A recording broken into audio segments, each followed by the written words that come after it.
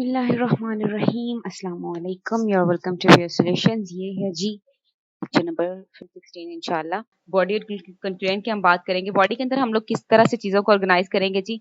Body के अंदर हम एक आउटलाइन को कंस्ट्रक्ट करेंगे। अभी जो आउटलाइन होगी ना, इसके तीन बेसिकली मकासद होंगे। एक तो ये होंगे कि ये आपकी इंफॉर्मेशन को एक प्रॉपर तरतीब के साथ रख दे, ठीक है। फिर ये होंगे कि ये मॉडल, मतलब ये आप जिस तरह से चेक बॉक्स होते हैं ना, उस तरह से एक मॉडल बन जाएगा कि ये बात मैंने एक्सप्लेन कर दी है, ये एक्सप्लेन कर दी है, वगैरह वगैरह। इसके अलावा ये क्या करेगी, ये आपको गाइड करेगी, ठीक है, जब आप डिलीवर कर रहे होंगे अपनी स्पीच को। यहाँ पे उन्होंने जो है वो कुछ पैटर्न बताए हैं। Some organisational patterns that will help create meaning for your audience are. Audience के लिए जो उन्होंने कुछ पैटर्न्स बताए हैं, मतलब हमारी स्पीच को एक्सप्लेन करने के लिए, जैसे स्पेशल है, क्रोनोलॉजिकल है, ट्रॉपिकल है, लॉजिकल है, टॉपिकल और लॉजिकल, इस सारे को हम आगे एक्सप्लेन करते हैं। यहाँ पे उन्होंने जो हमें फिगर दिया ना, ये देखें। टॉपिक एक्सप्लेन करना है, मतलब आपका जो इंट्रोडक्शन वाला टूल है, उसके बाद आपने थीसिस स्टेटमेंट डाल दी, ठीक है। इंट्रोडक्शन आपका उसी के अंदर ही कवर हो गया सारा। फिर बॉडी आ गई। बॉडी के अंदर क्या करेंगे आप, पहले main point one, main point आपने एक उठाया, उसकी स्पोर्टिंग स्टेटमेंट उठाई, फिर उसकी स्पोर्टिंग इन्फॉर्मेशन एक दो तीन जितनी भी आपके पास है, दूसरी स्पोर्टिंग स्टेटमेंट उसकी उठाई, एंड सो ऑन। इसी तरह से दूसरा मेन पॉइंट, उसकी स्पोर्टिंग स्टेटमेंट, उसकी sporting information, and so on, ठीक हो गया। एंड पे आप उसको कंक्लूड कर देंगे। अब जो स्पेशल ऑर्डर जो होता है ना, स्पेशल ऑर्डर क्या होता है कि इसके अंदर आप फॉर एग्जाम्पल आप एक बिल्डिंग को डिस्क्राइब कर रहे हैं, तो आप you may describe it from the roof to the basement और from the basement to the roof. आप इसे किसी भी ऑर्डर में एक्सप्लेन कर सकते हैं, ठीक हो गया जी। जैसे आपके पास टॉपिक हो एक्सेंट्स, तो आप उसका थीसिस आपके पास ये हो सकता है कि एक्सेंट्स जो हैं वो डिफरेंट होते हैं, पूरी कंट्री के अंदर डिफरेंट डिफरेंट एक्सेंट हो जाते हैं। उसका स्पेशल ऑर्डर क्या बनेगा कि ईस्ट में डिफरेंट है, वेस्ट में जो है वो एक्सेंट डिफरेंट है बात करने का, नॉर्थ में डिफरेंट है, साउथ में डिफरेंट है, एंड सो ऑन। इसी तरह से अगर आपके पास टॉपिक हो सेफ डिपॉजिट स्कीमास का, एसडीएस का, तो आप कहेंगे जनाब ये पूरी कंट्री के अंदर ऑफर हो रहे हैं, कहाँ कहाँ पे, पहले आप बता दें पेशावर में, फिर बता दें इस्लामाबाद में, फिर लाहौर में, फिर कराची में। तो इनका जो ऑर्डर है आप अपनी मर्जी से सेट कर सकते हैं। फिर जो क्रोनोलॉजिकल ऑर्डर होता है, ये कौन सा ऑर्डर होता है, इसमें आप टाइम के हिसाब से जो है चीजों को अरेंज करते हैं, टाइम सीक्वेंस के हिसाब से। जैसे हिस्ट्री ऑफ लाहौर, आप कहेंगे जनाब 10 साल पहले ये था, 5 साल पहले जनाब वो मोटरवे के साथ भी कनेक्ट हो गया, और आज के दौर में इसके अंदर बहुत बड़े बड़े मॉल्स और ये सब कुछ बन गया, ठीक हो गया। ये आपके पास हो गई दूसरी एग्जांपल। फिर है जी टॉपिकल ऑर्डर। टॉपिकल ऑर्डर में क्या करते हैं जनाब, आप मेन टॉपिक को सब टॉपिक्स में डिवाइड कर देते हैं, और वो जो सब टॉपिक्स होते हैं उनको भी फिर आप वन बाय वन एक्सप्लेन करते जाते हैं, ठीक हो गया। फिर अगर हम बात करें लॉजिकल ऑर्डर की, तो लॉजिकल ऑर्डर के अंदर आगे उसकी काफी टाइप्स होती हैं, जैसे problem solution logical order, cause effect, deductive और इंडक्टिव। प्रॉब्लम सॉल्यूशन मेथड के अंदर आप क्या करते हैं जी, सबसे पहले आप अपनी प्रॉब्लम को एक्सप्लेन करते हैं कि ये है क्या, फिर आप उसके पॉसिबल सॉल्यूशंस बताते हैं कि जनाब ये सॉल्यूशंस हो सकते हैं, और फिर आप अपनी तरफ से एक ऐसा सॉल्यूशन प्रपोज करते हैं जिसमें आपको ये लगता है कि और इश्यूज क्रिएट नहीं होंगे, ठीक है। ये सारा हो गया। फॉर एग्जाम्पल अगर आपके पास फैट डाइट्स का टॉपिक हो, और आपका थीसिस यही बनेगा कि फैट डाइट्स जो है ये डेंजरस है हमारी हेल्थ के लिए, तो इस सबसे पहले तो आप ये एक्सप्लेन करेंगे पूरी कहानी, ठीक है, कि जो है फैट डाइट्स वो किस तरह से आपकी हेल्थ के लिए खतरनाक है, ये आपको हेल्दी नहीं होने देती, हार्ट इश्यूज करती हैं, वगैरह वगैरह, ये सारा कुछ बताएंगे। फिर आप उसके पॉसिबल सॉल्यूशन बताएंगे कि जनाब आप फैट डाइट्स खाने के बजाय आप हेल्दी और सेफ खाने खा सकते हैं, आप अपनी कैलोरीज को काउंट कर सकते हैं, कार्बोहाइड्रेट्स को काउंट कर सकते हैं, वगैरह वगैरह, एक्सरसाइज कर सकते हैं। फिर आप स्टेप 3 के अंदर कोई ऐसा सॉल्यूशन प्रपोज करेंगे जो मजीद प्रॉब्लम्स को क्रिएट नहीं कर रहा हो, ठीक हो गया। फिर हमारे पास नेक्स्ट एग्जांपल है, ये रही कॉज इफेक्ट की, ठीक है। कॉज इफेक्ट, अब कॉज इफेक्ट क्या है जनाब, people are punished for assertive behaviours for by superiors. People अगर असर्टिव बिहेवियर रखते हैं तो जो उनके सुपीरियर्स हैं वो उनको पनिश करते हैं, तो इन रिजल्ट, ये कॉज हो गया ना। इफेक्ट उसका क्या होता है जनाब, people learn to be passive, ठीक हो गया। दूसरी एग्जांपल देखें, people often have role models who are non assertive, तो लोग जो हैं उसका उनके ऊपर इफेक्ट क्या होगा इस चीज का, people learn to be aggressive, ठीक हो गया।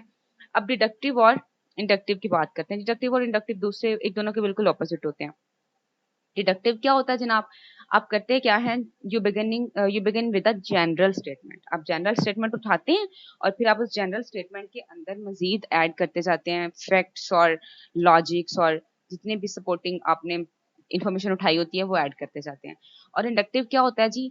The inductive pattern, you begin with the specific examples, facts and supporting evidences, और ये बात करते करते आप किस तरफ आते हैं? मेन पॉइंट की तरफ, ठीक है। जनरल जो स्टेटमेंट जिसके ऊपर सब एग्री कर रहे हो आप उसकी तरफ आते हैं। इंडक्टिव ऑर्डरिंग ये होती है। डिडक्टिव क्या होती है कि आपने पहले वो जनरल स्टेटमेंट उठानी है और बाद में आपने फैक्ट्स एग्जांपल्स वगैरह देनी है, ठीक है। यहाँ पर उन्होंने हमें एक एग्जांपल दी है।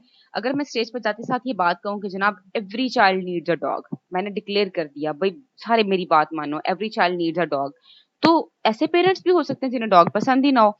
लिटरली मुझे पसंद नहीं है डॉग को एज अ पेट रखना। वैसे ये अलग इशू है, लेकिन I think as far as I think कि हम मुस्लिम हैं और हमें एज अ पेट डॉग को नहीं रखना चाहिए, ठीक है। वेल अगर किसी को मेरी ये बात अच्छी नहीं लगी या कोई डिसएग्री करता है तो जनाब आप बिल्कुल कर सकते हैं। ये हर बंदे का पर्सनल ओपिनियन होता है। I have no issues at all, ठीक हो गया। अच्छा जी, अगर मैं स्टेज पे जाकर ये बात कहूंगी जनाब every child need a dog, तो ऐसे पेरेंट होंगे जिनको डॉग पसंद नहीं है या फिर जो ये नहीं चाहते कि उनके बच्चे जो हैं वो कोई पेट रखें वगैरह वगैरह, तो वो अच्छा इंप्रेशन नहीं पड़ेगा। वहां पे ही लोग अपने आप को मतलब इस तरह से हो जाएगा कि ऑडियंस को ये फीलिंग आएगी कि हमने खुद को डिफेंड करना है, तो वहां पे ही मेरी रैपो की तो छुट्टी हो जाएगी, जाहिर है मेरी क्रेडिबिलिटी और मेरी रैपो खत्म हो जाएगी। ठीक हो गया, लोग मुझे आगे नहीं सुनेंगे, टेंशन नहीं देंगे। आगे जिन बातों के साथ उन्होंने एग्री करना था वो उनके साथ भी फिर डिसएग्री करेंगे। अगर मैं स्टार्ट इस तरह से करूं, मैं आके कहूँ जनाब मेरी एक बेटी है, ठीक है, और मेरी बेटी के पास पेट है, और जनाब नेबर में कुछ बच्चे हैं उनके पास भी पेट्स हैं, ठीक है, वो उसके साथ खेलते हैं और अपने आप को एंगेज रखते हैं, वो उनका ख्याल रखते हैं, इससे उन्हें बड़ी चीजें सीखने को मिलती हैं। वो सिर्फ खेलते ही नहीं है, उनकी मतलब उनके अंदर जो चीजें बिल्ड हो रही हैं वो कॉन्फिडेंस बिल्ड हो रहा है, उनके अंदर रिस्पॉन्सिबिलिटी बिल्ड हो रही है, हमने पेट का ख्याल रखना है, ठीक है। और फिर ये है जनाब फाइनली मैं कहूँ कि हाँ मेरा तो यही ख्याल है कि हर चाइल्ड के पास पेट होना चाहिए। तो अब लोग इस बात पे एग्री होंगे, ठीक है, कुछ ना कुछ एग्री होने के चांसेस बढ़ गए हैं, ठीक हो गया। ये सारी बॉडी में चीजें आती हैं जी। कंक्लूजन क्या होती है जी? कंक्लूजन ये नहीं होता कि जब आप बोलते बोलते थक जाएं तो आप कहें बस जी अल्लाह हाफिज, बस इतनी बात ही थी। ये कंक्लूजन नहीं होता।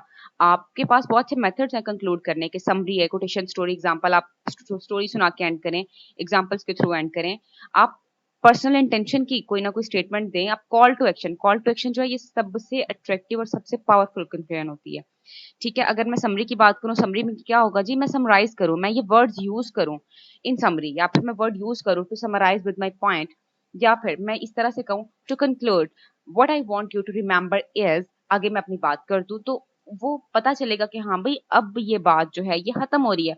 मतलब मैंने ऑडियंस को एक मूड में लेके आना। अगर कोई सैड भी स्टोरी मैंने उनको सुनाई है तो आगे वो सारे, मैं सैड तो ना सुनाती जो वो घर जाके रोने ही ना लग जाए। मुझे उसको बैलेंस करना है, उनके मूड को बैलेंस करके फिर मैंने कंक्लूड करना है कि जनाब ये सारी कहानी थी, ये शुरू में मैंने यहाँ से स्टार्ट किया, यहाँ पे एंड किया, मैंने अपने सारे पॉइंट्स उनके आगे रखने हैं और उन्हें ये कहना है कि भाई अब मैं ये चाहता हूँ, मतलब मेरा ये ख्याल है तो अब आप लोग ये करें, ठीक हो गया। फिर कोटेशन और अगर स्टोरी के साथ मैं एंड करूंगी, किसी इलस्ट्रेशन के साथ एंड करूंगी तो वो भी वैसे काफी मेमोरेबल रहता है। और अगर मैं क्या करूं जनाब, स्टेटमेंट ऑफ पर्सनल इंटेंशन, जैसे चाइल्ड अब्यूज की एग्जांपल थी, तो मैं कहूँ जनाब मैं चाइल्ड अब्यूज के अगेंस्ट ये करना चाह रही हूँ, ठीक है। तो ये अगर मैं ये इस तरीके से एंड करूंगी तो ये भी अच्छा एंड है। और सबसे ज्यादा पावरफुल एंड क्या होता है जनाब? मैं कॉल टू एक्शन करूं। लाइक मेरा टॉपिक कुछ स्मोकिंग का था तो मैं उनसे कहती हूँ कि आप कोई एक कंपेन चलाएं जिसके अंदर जिसके थ्रू आप स्मोकिंग को कंट्रोल करें, ठीक हो गया। अब इसमें क्या होता है कि आपने ऑडियंस को टेंजिबली इंक्लूड किसी तरह से अपने साथ जो है ना वो मिलाना होता है। अब टेंजिबली होता है टू फिजिकली डू समथिंग, ठीक हो गया।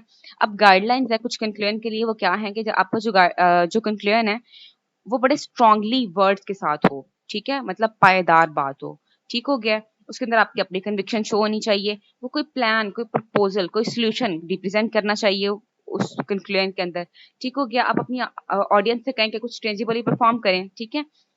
फिर आप अपनी audience, your audience must be able to relate to your conclusion, conclusion ऐसी होनी चाहिए जिसके साथ ऑडियंस रिलेट कर सकती हो, ठीक हो गया। और आपकी कंक्लूजन प्रैक्टिकल होनी चाहिए, वो इस तरह की ना हो कि वो बेचारे अब गए ठीक है हम सो जाएंगे और ख्वाब में जाके कॉल टू एक्शन जो आपने उन्हें दी हो वो एक्शन वो ख्वाबों में जाके ही करें। So thank you so much for listening. I hope कि आपको ये टॉपिक काफी अच्छा क्लियर हो गया होगा। कोई क्वेश्चन हो you may ask in comment section and take care. अल्लाह हाफिज।